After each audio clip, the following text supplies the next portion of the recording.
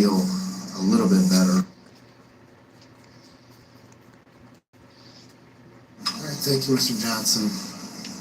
Ms. Vander Ark, do you wish to say anything prior to sentence?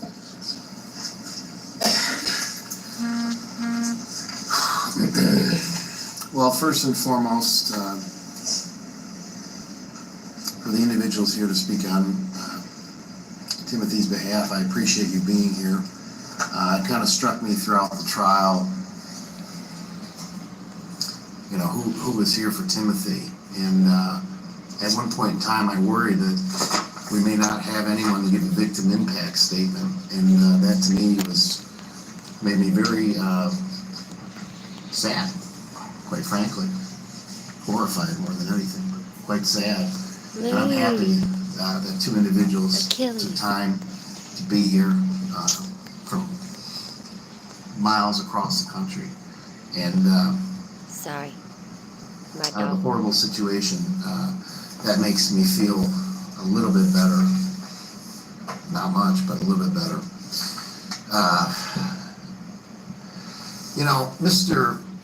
Johnson makes the same argument today that he made at the trial, that this was just negligence. This was her not understanding what was going on. She was really trying to do the punishment. She was trying to be a good parent. I'm live, but this is that one, that real bad one where the mom and the older brother was mean to the one brother, and she was filming it all. She had cameras all in the house. It was awful. Listen to what the judge is saying. And this was just 13. This is her sentencing. He's like, I was afraid, like baby Quentin, that's what I'm worried about, that there was going to be nobody to even have a victim impact, you know, statement. And she just didn't realize that Timothy was in such a horrible condition. And I found myself, especially during the closing argument, quite frankly, finding myself almost believing that. And afterwards, after the trial, I sat in my car after leaving that day, trying to understand, you know, why I could feel that way. And what I realized is that I wanted to feel that way because I didn't want to accept the reality of the situation here. And the reality of the situation here is that this person, Ms. Vander Ark, you intentionally engaged in these acts. This wasn't negligence. This was not understanding why, but you intentionally did this with a goal. And I think Mr. Johnson's correct. I don't believe there was an intent to kill here. Because you would have lost the very thing that you wanted to torture. You hear him? Without him, you have no one to torture, except maybe the younger children. So I don't believe you intended to kill. I think you intended to continue on torturing him for as long as you possibly could. The why, I don't know.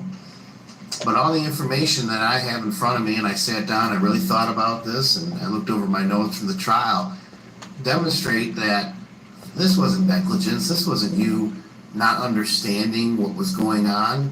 You look through, I read through every single text message of the exhibit, 2,000 plus pages, to try to understand what the heck was going through your mind. And what became entirely clear to me is that you knew exactly what you were doing. Immediately afterwards, when police arrived at the home, you immediately, concoct this lie about he's been on a hunger strike. He was in the bed, and I checked on him, and I gave him some food, and all this stuff.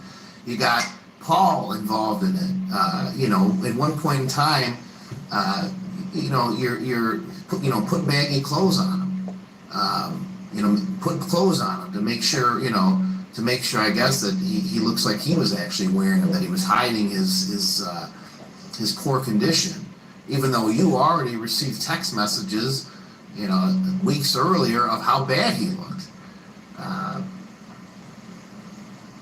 you testified yourself how highly intelligent you were. In fact, that's the only thing that you testified to that I think was actually true. You were quite proud of that, boasting how intelligent you were.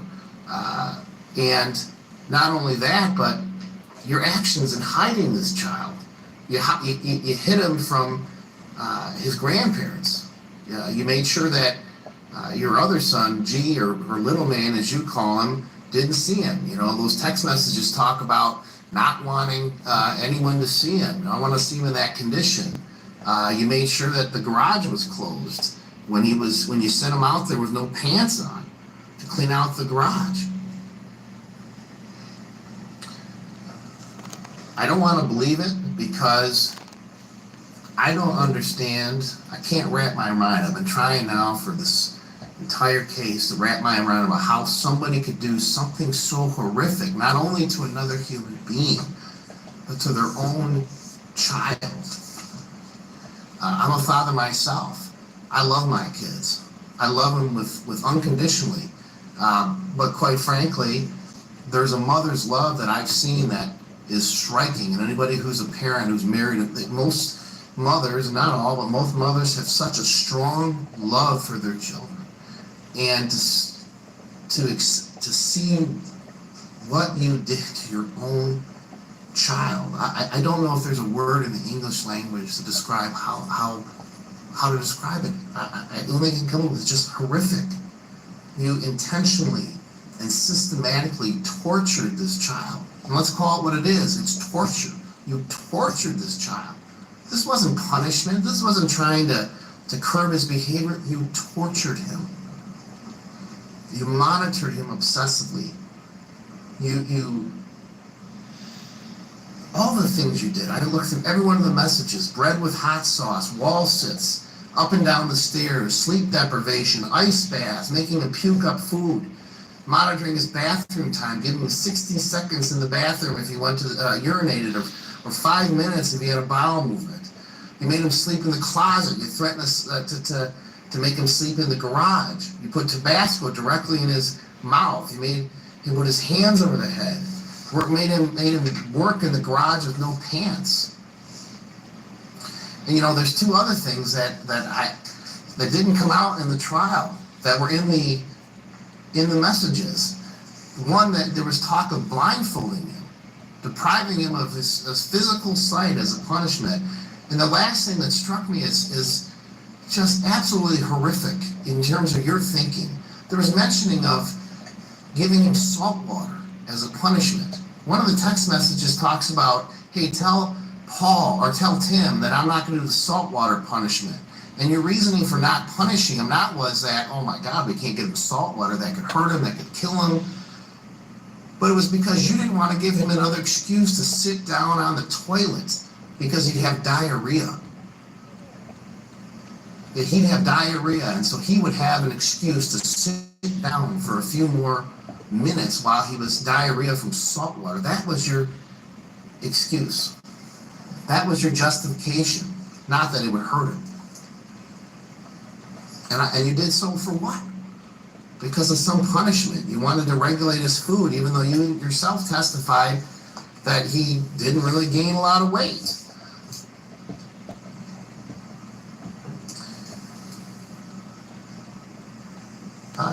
Toward the end of these text messages, you and Paul are talking about not wanting him to win. He's not going to win. I didn't allow pictures to be shown in open court of Timothy as he was when he died, because I didn't want people to remember him like that. Of all the things you took away from him, one thing I didn't want you to take away from him was at least some shred of dignity. And then I also thought, well, I'm a judge, I'm a human being. I don't know how to right this wrong. We try to do that. I try to do that from the bench every day. There's no way to right this wrong except to impose a sentence that essentially takes away your freedom. And I thought to myself, what do I do? And I will tell you this. I am choosing not to remember your son, dead, looking like a Holocaust victim, but I'm choosing to remember like that. And you can't even look at him. That's how he was. A beautiful child with a lot of life in his eyes. That's who your son was. And you took that from him. I'm choosing to remember him as a happy individual with life, not as an individual. And that's the picture I want people to remember of your son. You took that from him. You took it from him. For what reason, I don't know. Mr. Johnson's right. There is something broken in you. I don't know what that is, but it doesn't negate what you did here. So, besides remembering him like that, I'm not going to let you hide in the darkness anymore. People know what you are now. They know what you did. You're not able to hide in the darkness anymore. Timothy won. And he won because we know what you did to him now. It's not hidden anymore. We know who you are. That's the way that I'm going to honor him.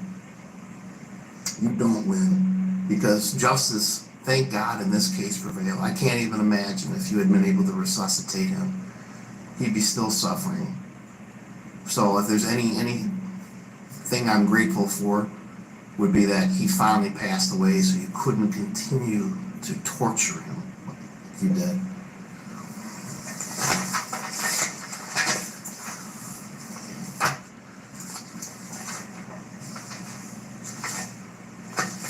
It's a sentence of the court.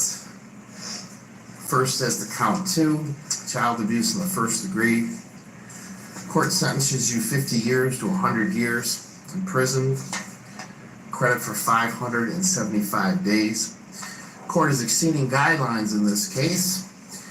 The court finds that the amount of torture that I've indicated in terms of the long-term suffering that Mr. Ferguson, Timothy went through justifies on a reasonable grounds to depart from the guidelines. Used to be the standard was the guidelines. If the guidelines didn't take into consideration all the elements, I don't think they would take into consideration the amount of absolute systematic, consistent torture that you engaged in here. I think that's enough reasons to justify departing from the guidelines. There's a $68 state cost, $130 crime victim rights assessment. As to count 1, felony murder. It's a sentence of the court. You serve a term within the Michigan Department of Corrections for the rest of your natural life without parole. Again, there's credit for 575 days that you've already served. There's a $68 state cost.